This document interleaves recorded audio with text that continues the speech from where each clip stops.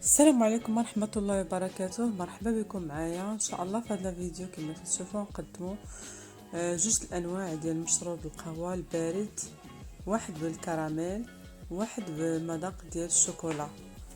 كما كتشوفوا هنا كناخذوا الخلاط الكهربائي، كنضيفوا فيه كاس كبير ديال الحليب بارد. هنا المهم عندنا في هذه المقادير هو ان يكون كلشي بارد باش تنجح معنا الوصفه. هنا الثلج يعني حسب اختيار، نص كاس تقريبا ديال الثلج، معلقه صغيره ديال قهوه سريعه الذوبان، ومعلقه صغيره ديال الكراميل، وهنا عندنا معلقه كبيره ديال السكر سنيده او سكر حبيبات. اما بالنسبه لصوص كراميل عندي في الوصفه في القناه، دخلوا شوفوها.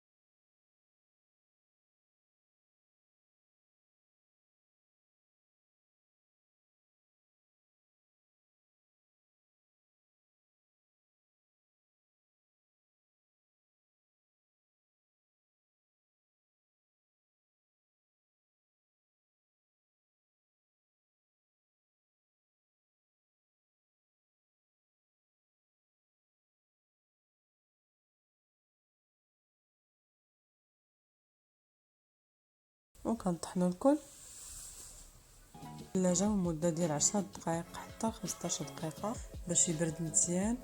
ومن بعد نزينوه بكريم شونتي وشوكولا مذابه فوق، يعني التزيين حسب الرغبه كما قلت لكم. وهذا هما جوج الانواع ديال المشروبات اللي قدمت اليوم، الاول بنكهه الشوكولا والثاني بنكهه الكراميل، من اجمل والذ ما يكون. اتمنى انكم تجربوا هذه المشروبات وتنال الاعجاب ديالكم، وما تنساوش طبعا الاشتراك في القناه ديالي والضغط على زر الجرس باش يوصلكم كل جديد، وطبعا لايكات لايكات لايكات والتعليقات الزوينه ديالكم.